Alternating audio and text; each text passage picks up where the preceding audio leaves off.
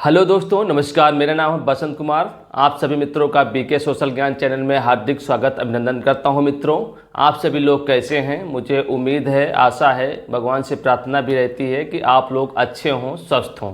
दोस्तों, जैसा आप सभी लोग जानते ही होंगे कि हमारे देश के अंदर बहुत ही बड़ा बदलाव हो चुका है कानून के क्षेत्र में, विधि के क्षेत्र में। तो उसकी पूरी जानकारी इस वीडियो में आपको देने का प्रयास करेंगे कि जो हमारी पुरानी न्याय प्रणाली थी, पुरानी जो आईपीसी थी, उसकी जो धाराएं थी, वो अब धाराएं सब लगभग सब चेंज हो चुकी हैं। जैसा आप सभी लोगों को मालूम हो कि पहले हमारी आईपीसी के अंतर्गत करीब 511 धाराएं हुआ करती थी, लेकिन अब बीएनएस यानी भारतीय न्याय संहिता के तहत वो जो 511 धाराएं आईपीसी में थी, अब बीएनएस में 356 धाराएं बची हुई हैं, यानी 300 धाराएं ही अब हैं वर्तमान समय में बीएनएस कानून के तहत। तो ये धाराएं जो आईपीसी की धाराएं थी वो बीएनएस में कैसे ट्रांसफ़र हुई, या अब उनको बीएनएस में किस धारा के अंतर्गत संबोधित किया जाएगा। जैसे मान लिया 302 हो गया तो बीएनएस में किस धारा में आएगी, या जो धारा 376 थी, 307 थी, 309 थी, वो बीएनएस के तहत किस धारा में उसको संबोधित किया जाएगा। मैं इस वीडियो के अंदर जो प्रमुख धाराएं हैं, जो प्रमुख आम तौर पे प्रचलित धाराएं हैं, जिनका रोज़मर्रा या आम जिंदगी में अमूमन प्रयोग डेली लगभग होता ही रहता है, तो ऐसी 30 महत्वपूर्ण धाराएं, जी हाँ 30 यानी 30 महत्वपूर्ण धाराओं की जानकारी आपको दूंगा जो आईपीसी से बीएनएस में कन्वर्ट हो चुकी हैं। तो आप सभी लोग इस वीडियो को जो है पूरा वॉच करिए, और ये धाराएं जैसे 302 अब किस में ट्रांसफ़र हो चुकी है, तो इसकी जानकारी आपको पूरी डिटेल से और बड़े आराम से देने वाला हूं। मित्रों, तो आप सभी लोग कागज़ पेन लेके चाहें तो इसको नोट भी करते जाइएगा मित्रों, क्योंकि ये बहुत ही बड़ा चेंजमेंट हुआ है विधि के क्षेत्र में। यहाँ पे चाहे अधिवक्ता हों, चाहे जजेस हों, सभी को जो है ये जो अपने नए 3 कानून हैं इसके तहत काम करने की अब आवश्यकता पड़ेगी मित्रों। उसको इसी के अकॉर्डिंग काम करना पड़ेगा मित्रों।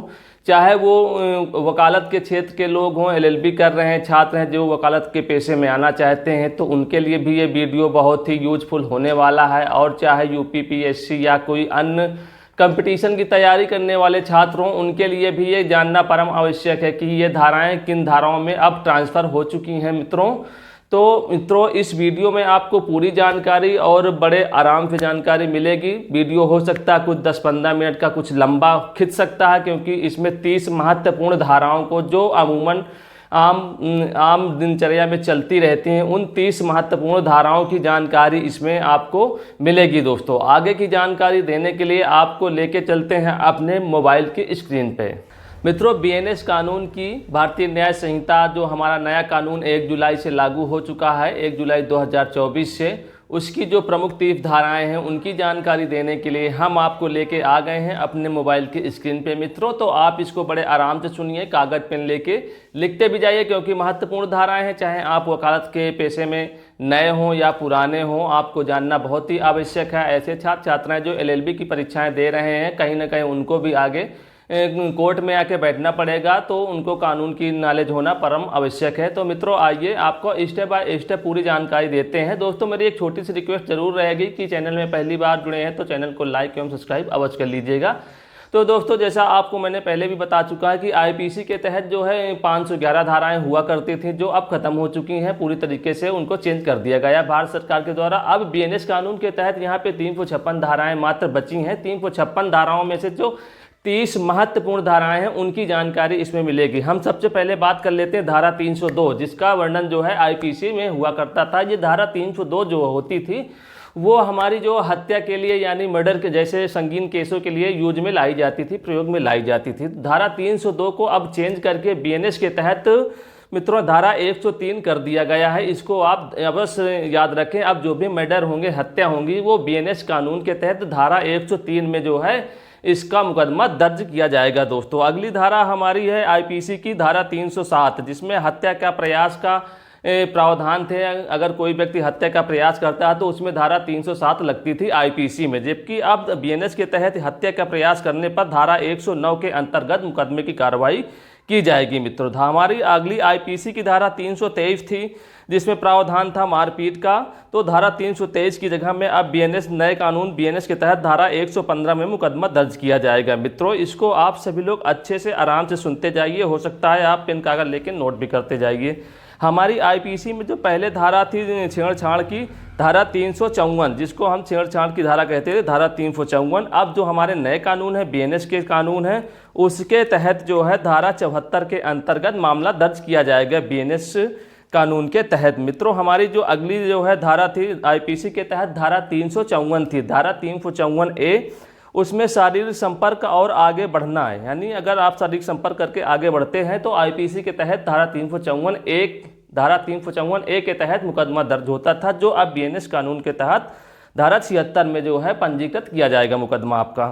तो मित्रों, हमारी एक और संगीन धारा है आईपीसी में, धारा 354 बी, इसमें शारीरिक स्पर्श अश्लीलता, यानी अगर आप शारीरिक स्पर्श और अश्लीलता करते हैं तो धारा 354 बी में आईपीसी के ज़माने में धारा 354 बी में मामला दर्ज होता था, जबकि अब बीएनएस के कानून के तहत धारा 75 में मामला दर्ज किया जाएगा। हमारी अगली आईपीसी की धारा 354 सी, जो ताक झांक करने पर पनिशमेंट का प्रावधान करती थी, धारा 354 सी, अब उसको धारा 77 में बदल दिया गया है बीएनएस के अंतर्गत। धारा 354 डी, ये हमारी बीएनएस की धारा थी, इसमें पीछा करना या जो है परेशान करना, ये प्रावधान था धारा 354 डी के तहत, जिसको अब धारा 78 में तब्दील कर दिया गया है बीएनएस कानून के तहत।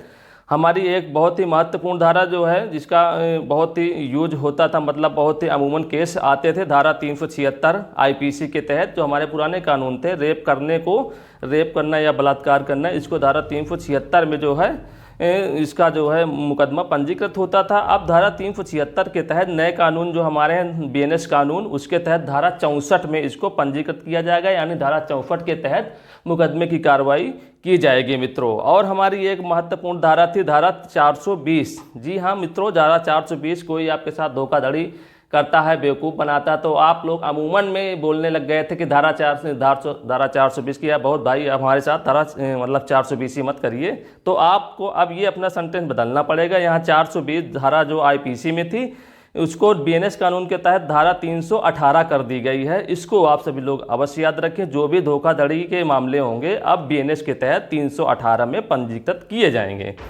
मित्रों, हमारी जो अगली पुराने कानूनों की धारा थी, आईपीसी की धारा थी 392, यानी उसमें लूट करना या ऐसे मामले पंजीकृत किए जाते थे। लूट करने को 392 में मुकदमे की कार्रवाई होती थी, वो अब बीएनएस कानून के तहत 309 के अंतर्गत किया जाएगा, यानी 392 को 309 में ट्रांसफ़र कर दिया गया है।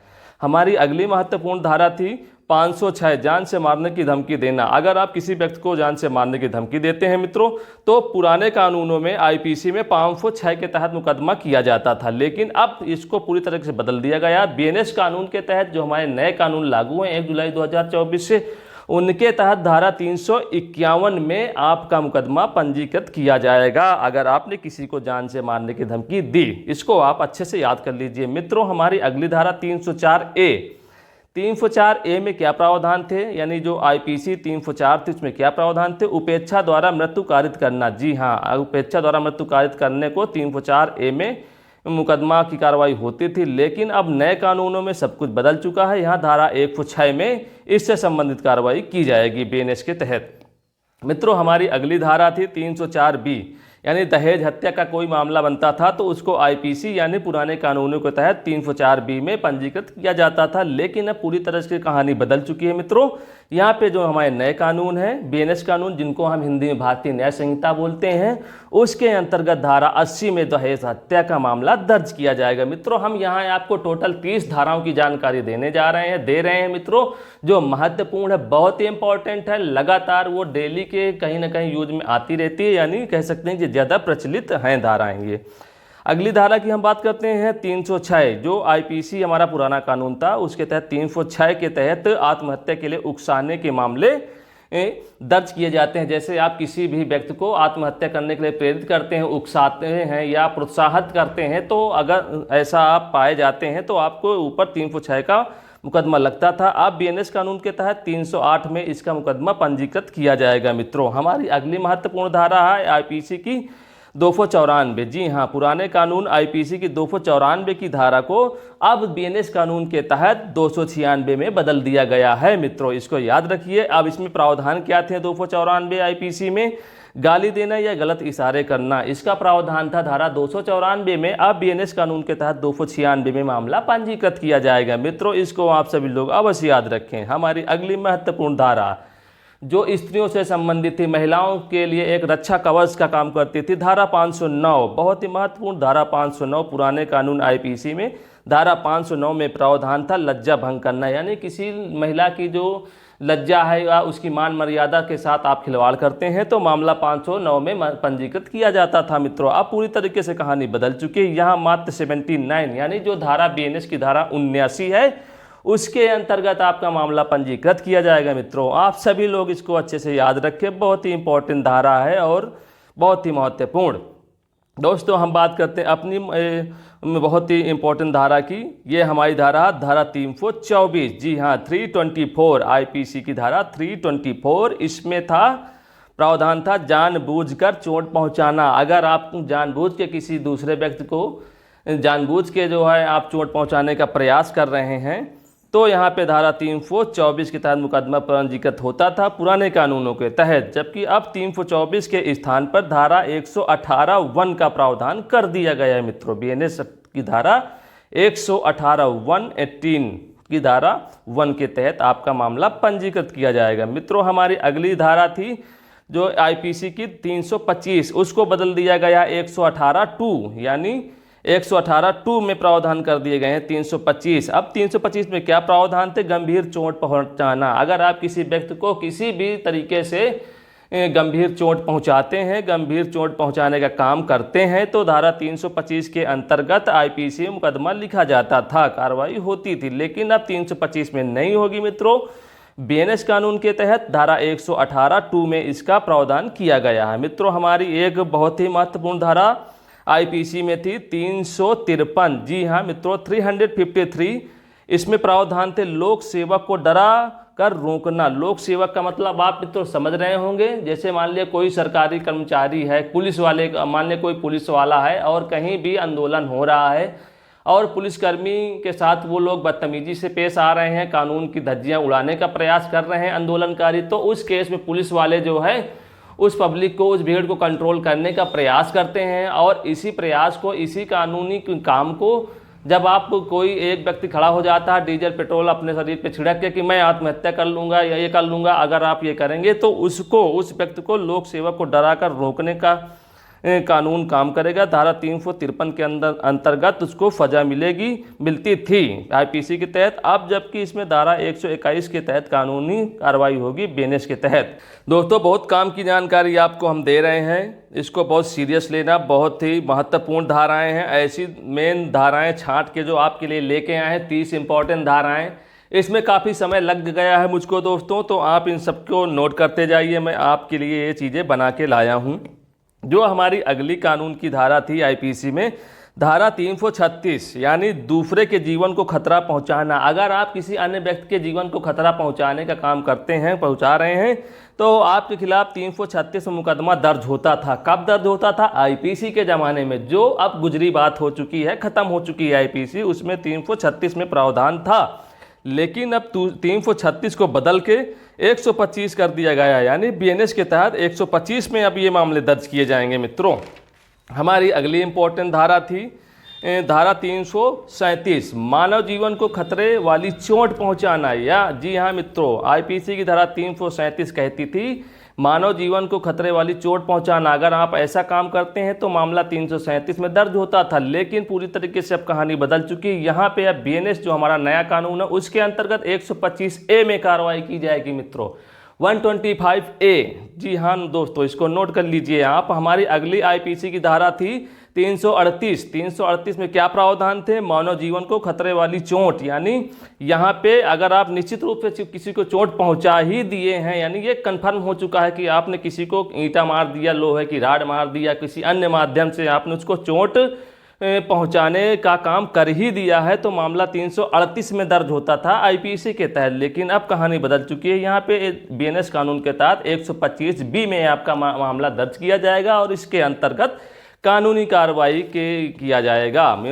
दोस्तों हमारी अगली धारा थी आईपीसी में धारा 341 341। इसमें क्या प्रावधान थे? किसी को जबरन रोकना। अगर आप किसी व्यक्ति को जबरन रोकते हैं, उसको कहीं जाने से आप रोकते हैं, मना करते हैं, जबकि उसको जाना आवश्यक है, इम्पॉर्टेंट है। मान लिया कोई विशेष परिस्थितियों में वो अपने हॉस्पिटल जा रहा है, उसका कोई सगा संबंधी वहाँ भर्ती है, एडमिट है, तो उसको जाना आवश्यक होता है, किसी ज़रूरी काम के लिए वो जा रहा। अगर आप उसको जबरन रोकते हैं तो मामला एक 341 के तहत पंजीकृत होता था, कार्रवाई होती थी पुराने कानूनों के तहत, आईपीसी के तहत। लेकिन अब 341 को पूरी तरीके से बदल दिया गया है मित्रों। बीएनएस जो हमारा नया कानून है उसके तहत 341 के स्थान पर 126 की धारा लगेगी, बीएनएस की 126 की धारा लगेगी अगर आप किसी को जबरन रोकेंगे। मित्रों हमारी अगली महत्वपूर्ण धारा थी आईपीसी में 284, जो कि क्या प्रावधान थे उसमें? धारा 284 में विषैला पदार्थ के संबंध में उपेक्षापूर्ण आचरण। अगर आप विषैला पदार्थ के संबंध में उपेक्षापूर्ण आचरण करते थे तो कार्रवाई 284 के तहत होती थी मित्रों। अब यहाँ पे पूरी तरीके से मामला चेंज हो चुका है, परिवर्तित हो चुका है दोस्तों।